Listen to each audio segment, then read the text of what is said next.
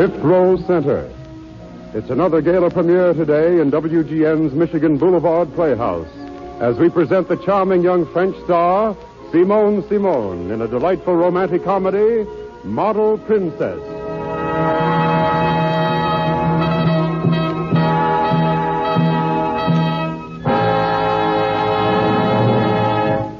Miss Simone has not only won international fame as a screen actress, but she is also appearing at present in a delightful new musical comedy, 3 After 3, now playing at the Erlanger Theater in Chicago.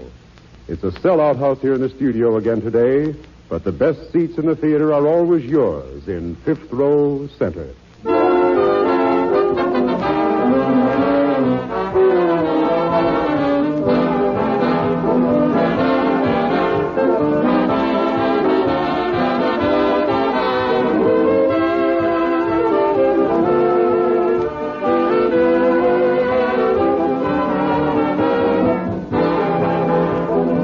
Now the lights are being dimmed, and before the first act curtain, we've just time to tell you that supporting Simone Simone in this afternoon's play is a fine cast of famous players, including Olin Soule, Louise Barclay, Brett Morrison, Rene Rodier, and Willard Waterman. Our drama, Model Princess, was written by Noel B. Gerson. Harold Stokes conducts the orchestra, and the production is directed by Blair Walliser. And now, there's the curtain, and the show is on.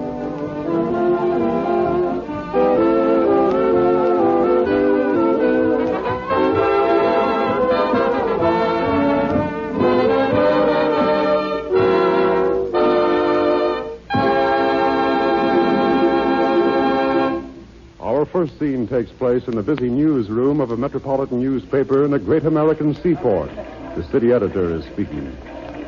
Marley. Joe Marley. Yeah. Joe, come here. What? I got a peach of a story for you. Another debutante drinking champagne out of whatever debutantes drink champagne out of. No. This is a real story. Look, take a photographer down with you and go to the docks where the President Van Buren is docking. His Highness, the famous Prince Paul, is on board with his new bride. She's a French gal, apparently. We don't know much about it. In fact, I didn't even know the prince was married, so it sounds like it ought to be a good yarn. Do either of them speak English, or do I use sign language? You find that out for yourself. Okay, sunshine. I wish I was back at police court. We could always get a story out of the judge. And maybe a free lunch, too.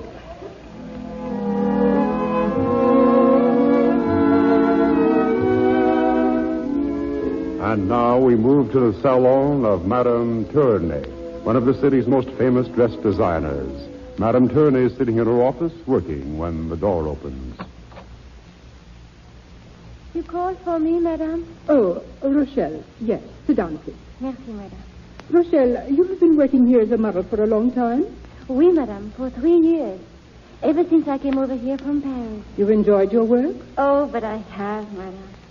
I would rather work here and wear your wonderful clothes than anywhere else in the whole world. Oh, madame, you are not going. Oh, no, Rochelle. I am not going to let my most attractive model go. I'd be a fool if I did anything as stupid as that. I don't quite know how to explain this to you. I have a very unusual job for you. That is, if you care to take it. Oh, we are going to have a side show at a racetrack or something? No. Now, please understand, my dear. If you don't want to do this, it will be perfectly all right with me. I understand, madame. Well, let me begin at the beginning again. A very important ambassador is sitting in the next room. An ambassador? Yes. He saw your picture in one of the magazines the other day, and he thinks you can help his country. Prince Paul, who is the heir to the throne, is arriving here today on a goodwill trip. Oh, yes, I know. I read all about him. He plays polo, and he's very handsome, and he speaks 5 languages, and, of course, he's very rich. How would you like to be the princess? I? Oh, excuse me, please, madame. But now you joke me with kidding. I am being very serious. The prince and his advisors decided that without a wife, he would become entangled with too many romantic young American girls. You know, wanting to marry him. And besides, a wife will help convince our businessmen that the prince is solid and serious. You are young and charming, and you are beautiful. And, of course, you can wear clothes, or you would not be here at Madame Tournay's. They have already announced that the princess is with Paul. But it is not so. There is no one. And that is why they come to you. The ambassador will pay you $10,000 if you will pretend to be the princess for a few weeks. They will take you out to the ship in a special cutter, and you will start at once. Do you want to do it? Oh, but I cannot. To be alone with a man. Oh, what will my friends think of? Oh, there is nothing to fear. You will be quite safe. Prince Paul is a gentleman, and this is a business agreement. Oh, but everyone will know it was I. Not at all. We will change your makeup, your hairstyle, your whole appearance. People who have seen your picture in the fashion magazines won't recognize you. And neither will your friends. You will be a new person, the Princess Bébé. I, Rochelle Gaby, a princess?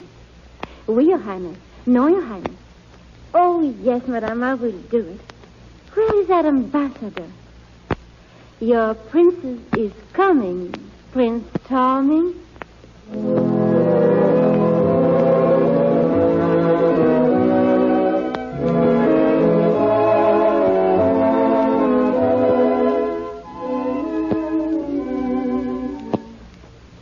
You're doing beautifully, Rochelle. You could not have done better if you'd been born a princess. Oh, these past 3 days have just been like a dream. Sometimes I can close my eyes and almost imagine that I am a princess. And when I open them and see a room as big as this one, I know I must be at least a duchess. Is this the grand ballroom of the hotel? Do they hold big meetings here? Oh, this is just the royal suite. I wonder. Do they think kings and queens and princesses are bigger than other people? The rooms are always so much larger. This afternoon may be rather difficult for you. It'll be the first time you see a member of the press alone. It'll be difficult for you, too. Going to start building a new embassy and making a big speech. This won't be a novel experience for me, my dear. I've had enough experience with cornerstones to be an expert stonemason by this time. I've been making speeches since I was 10 years old. Yes, it must be very boring for you. But I am enjoying myself. And I'm going to enjoy being interviewed today. I hope. Now, just remember this. If you get into difficulty, a member of the staff will be in the next room. I will remember.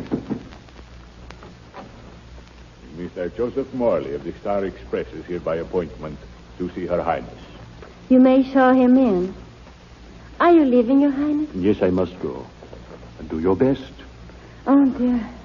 I shall try. It's very hard. Adieu, Paul. Adieu. Entrez.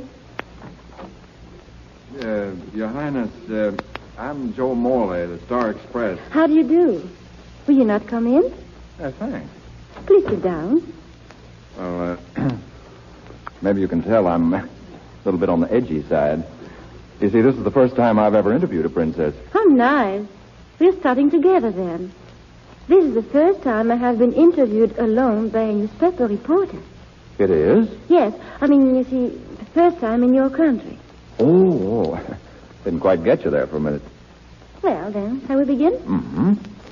Have you been a reporter very long? Almost 5 years now. Do you enjoy your work? Yeah, pretty well. But I'd like to get away from this sort of stuff. You know, I don't like to pry into other people's lives. Or what would you like to do? Well, I own some property up in Vermont. I'd like to go up there and live. Oh, it's wonderful up there in the winter. Everything, as far as you can see, is all still, white, and sparkling. It's cold outside and warm inside and crisp everywhere. That sounds enchanting. Yeah. Yeah, but that's the whole trouble. It's too good. I'll never get there. Well, why not? Well, I can't go up alone. I'm not married. I don't even know any girl who'd want to bury herself up in the Vermont hills with me. I should think any girl would love living that kind of a life. You do? Of course I do. Well, why can't you find the right girl? You tell me, sister. I beg your pardon, Your Highness. Oh, that's all right. Oh, really, I'm terribly sorry. Well, don't apologize. I'm okay with that crack. Hey, wait a minute. What kind of an interview is this, anyway? You're asking me all the questions. Now then, what about you? Oh, there's nothing very remarkable about me. I was born in Paris, And I lived there most of my life, and here I am. You're being rather modest. No, that's all there is to me. Yeah, well, that isn't every girl who marries a prince and will someday be a queen. Not every girl wants to be a princess or a queen. No? What do they want? Maybe they would like to live on a farm in Vermont. Yeah. Okay, kid me if you want to, but I'm going to use that in my story anyway. Princess would prefer life on simple farm. Now, you are kidding me. No, not a chance. Tell me, Princess, you don't mind my getting personal. How'd you happen to fall for his nibs? I mean, Prince Paul.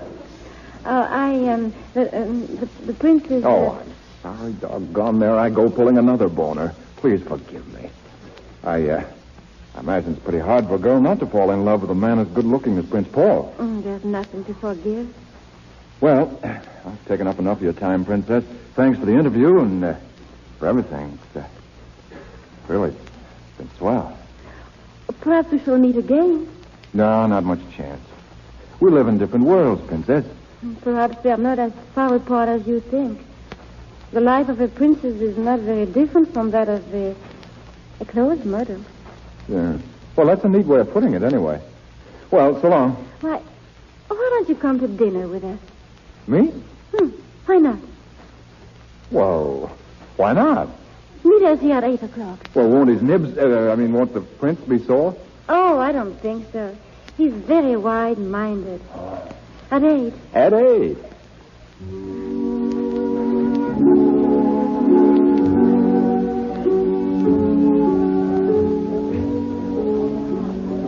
You dance beautifully, Princess. I love to waltz with you. It's been a wonderful evening, Your Highness.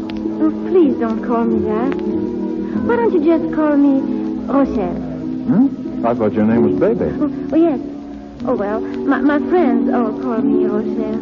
Oh. Am I a friend? I hope so. Doggone, you know, I wish you weren't a princess. Married to a prince. Why do you wish something like that? Well, put limitations on friendship. You mean you would like me better? Maybe if I were a shop girl, or an airplane stewardess, or a model? Maybe you speak with an accent, Rochelle, but you sure do get the drift. We danced together as though we had done it always. Let's keep right on dancing. The music has stopped. So it has. Funny, I wonder why they stopped in the middle of... Hey, look, what's happening? It's a fire. Oh, hey, this isn't so good. Look at those flames. Come on. Hey, this is a stampede. Are you all right, Rochelle? Well, hang on to me. I'll get you out of here. Oh! What's the matter? Oh, my ankle. Oh. Can't you walk? Oh, please, you go. No, not a chance. If we get out of this inferno, we'll get out together. Here, put your arms around my neck now.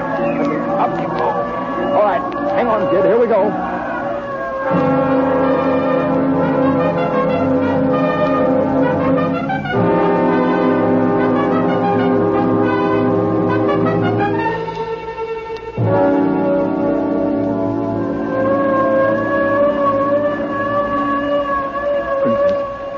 Rochelle, are you all right? We're safe. We're out. Oh, say something, please. Are you ill or what's wrong? Oh, darling. Darling. Give her air. She's fainted, buddy. You called me darling. Are you all right? You saved my life, and you called me darling. I called you... Oh, I'm sorry. That was a pretty rotten thing to do. I keep forgetting you're married to the prince. I was holding you in my arms. Sort of lost track of things, I suppose. Please, don't think too badly of me. Whatever I think of you, and I shall think many things, it'll never be that. I promise you.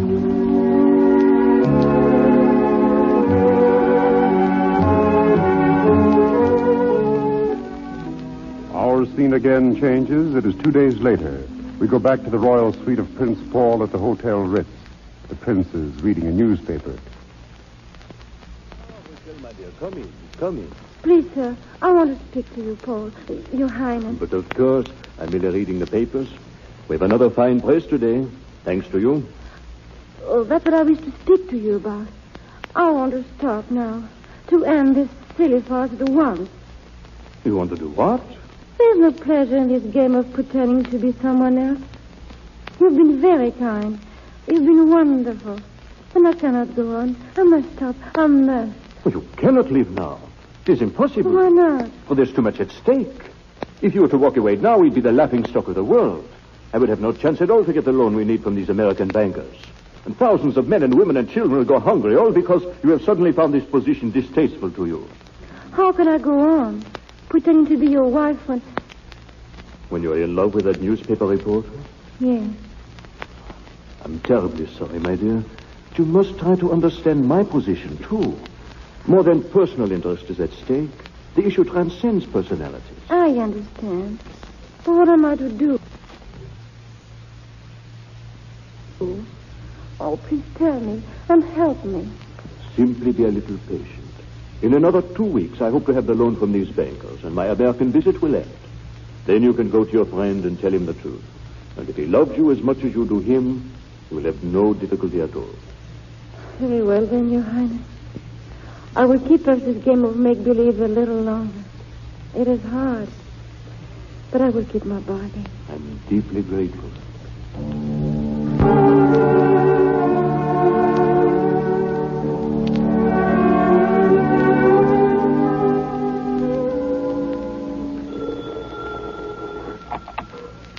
Hello? Hello? Huh? Yeah, this is Joe Morley. Yes, I tell you it is. Hey, who in blazes is calling me at 4 a.m. to find out if I'm me? I don't care if you got a story for me. I'm sleepy. Huh? What's that? About the princess? What do you mean? What? Say, look, if you're trying to pull a gag, so help me, Yeah, all right. All right, I'll be over in the morning. Sure I will. First thing in the morning.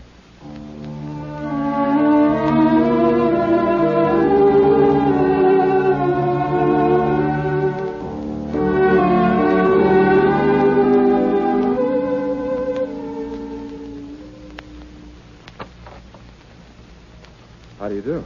Please come in, Monsieur Morley. Well, let's get to the point. What's this all about? Monsieur Morley, I am the Princess Bebe. Oh, really? You are the Princess Bebe. You may jeer if you like, but I have ample proof. Here, look at these papers before we continue this discussion any further.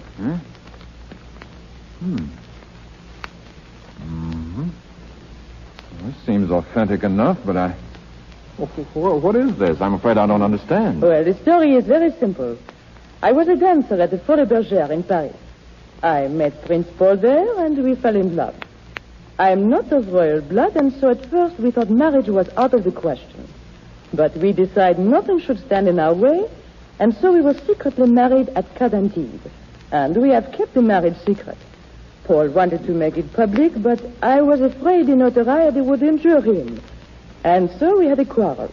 And at the last moment, I did not accompany him. After reconsidering, I decided I had been a little bit hasty, and I came on the next ship. Because of the war, I did not arrive here until yesterday. And then I discovered that a little Parisian imposter was calling herself Princess Bebe and has been appearing everywhere with my husband. An imposter? You, Princess... You know, this is a little hard to get all in one swallow. Let me continue, please. You have written many stories in your paper about this artificial princess. So I want you to know the truth. Here are some of my pictures. Now you can print the truth in your newspaper. Yeah. So she isn't even married to him. Yeah, now I can print the truth all right. Joe Morley, the world's #1 sap. Yeah, that'll make a great story.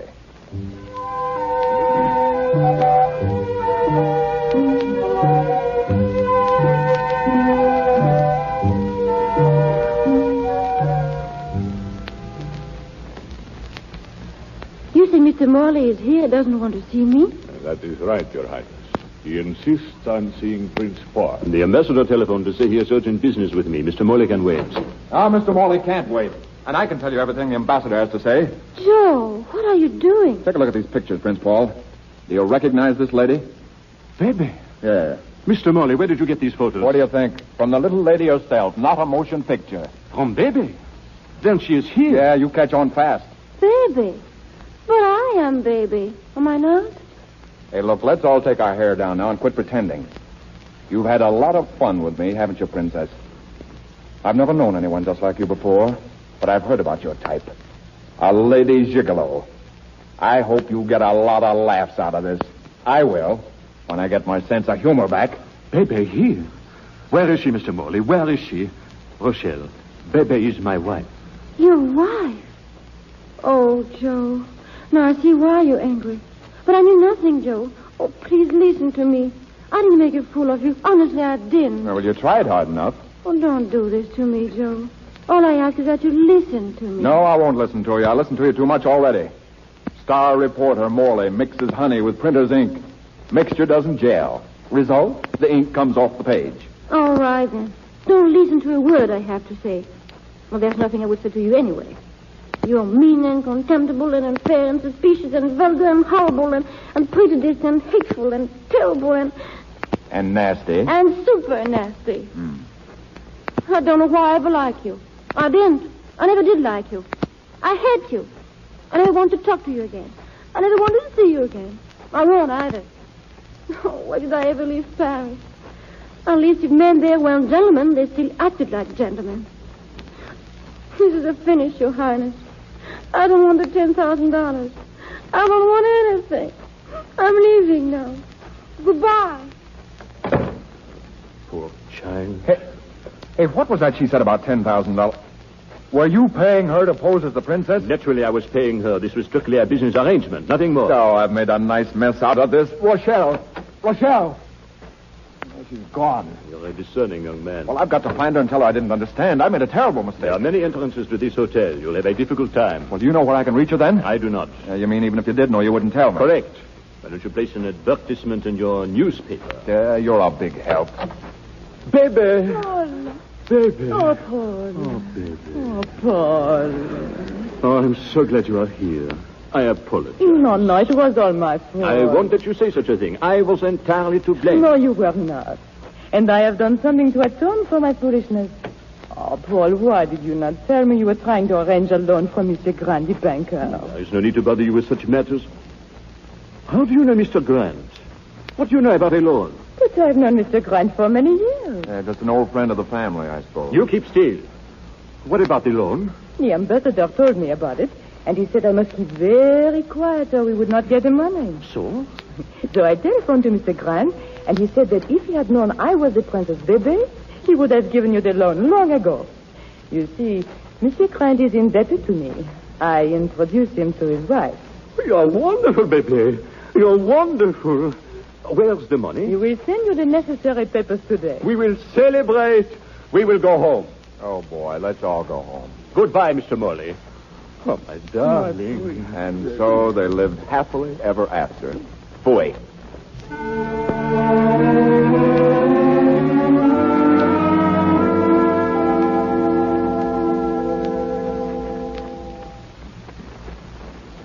You're so good to take me back, Madame Tony. I have disgraced you and myself. I'm such a little fool. Nothing of the sort. Forget the whole experience, child.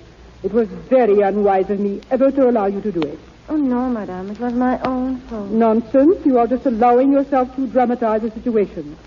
You made the mistake of falling in love with a young man who obviously was not worthy of you. Now then, forget it and go back to work. A new line of evening dresses has come in. Go try them on. And if there is one you like particularly well, you may keep it. Yes, Madame. Thank you so much. Hello. Get me the Star Express, please.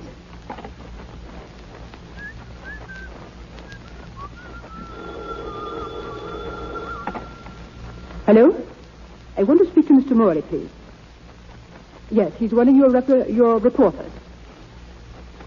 Yes, please. Hello?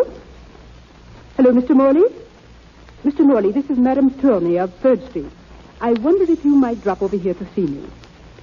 No, on personal business. Any time this afternoon, Mr. Morley. Thanks so much.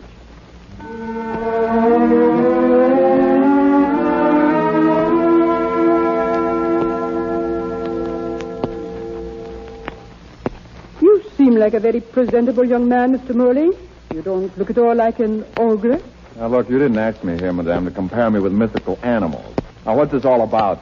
I have been hearing quite a little about you, Mr. Morley, and I wanted to see you for myself. Who's been talking about me? One of our models here?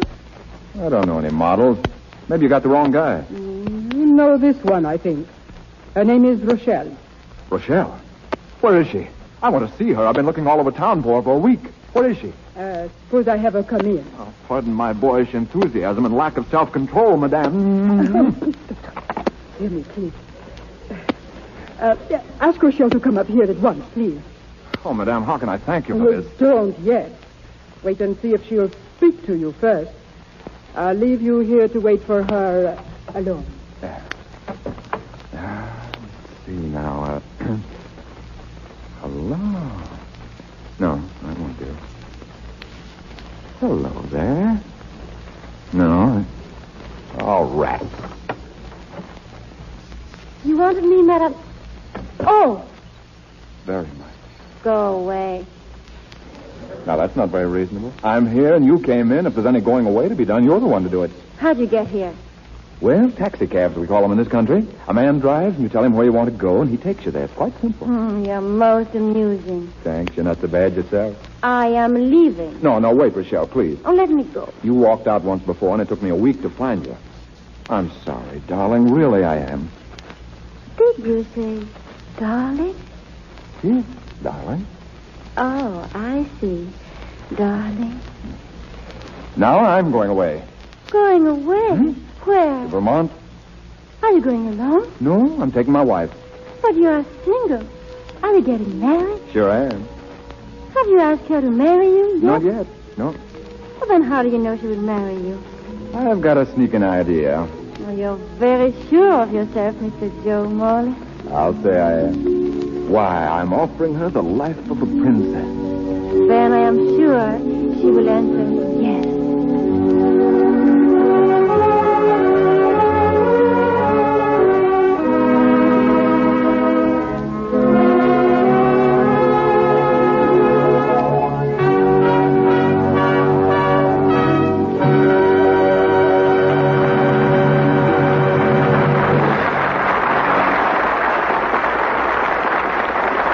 Ladies and gentlemen, you have just heard Model Princess, a radio play starring America's favorite French ingenue, Simone Simone, and presented from coast to coast over the Mutual Network from the audience studios of WGN in Chicago. And now, if Miss Simone's had a chance to catch her breath after that final romantic love scene, we'd like to ask her to step out of character for a minute.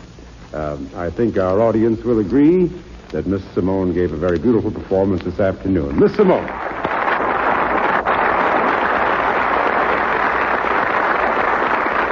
I understand, Miss Simone, that you're to be doubly congratulated. Am I right in saying that this is only your third time speaking before a microphone in this country? Yes, Mr. Andre. You see, I'm still just a beginner. Well, you certainly sounded like a veteran. How do you like radio acting, Miss Simone? Oh, I think any kind of acting is fun. On the stage, in the movies, on the radio. I love it. Tell us, is this your first visit to Chicago? Yes, it is. And I hope it won't be the last. I think it's a beautiful town. And this WGN studio is one of the most beautiful I've ever seen, here or abroad. You have another first to your credit, too, I know. Your present role in 3 After 3 is your first in an American stage play or musical, isn't it? Yes. Well, you see, all the work I've done in this country was in Hollywood. Miss Simone, suppose now, for the sake of the ladies listening in, you give us the French viewpoint on American styles. What do you think of our shops, for instance? Well, it's a good thing we are doing a lot of rehearsing, or I never stop shopping. I've seen so many beautiful things in your Chicago shops I'd love to buy. Well, as I said, it's a good thing we're rehearsing so much. Another thing I'd like to ask, Miss Simone, how many movies did you make in Paris before you came to Hollywood? Quite a few, about 10. Did you do any stage plays or musicals over there? Yes, both. In fact, most of my work was in musical comedies. And another question. What are your plans after the road tour New York run of 3 after 3? Well, if business keeps on as good as it has been, that's too far off to worry about. Well, thanks very much, Simone. And ladies and gentlemen, featured in tonight's play with Miss Simone, Roland Soleil as Joe Morley, Louise Barclay as the Princess, Brett Morrison as Prince Paul, Renee Rodier as Madame Turney, and Willard Waterman as the editor. The drama was written by Noel B. Gerson, the orchestra was conducted by Harold Stokes, and the production was directed by Blair Walliser. Next Sunday, listen for Glenda Farrell, Alan Dinehart, and Lyle Talbot in Jungle Drums, another premiere on Fifth Row Center. Pierre Andre speaking. This is the Mutual Broadcasting System.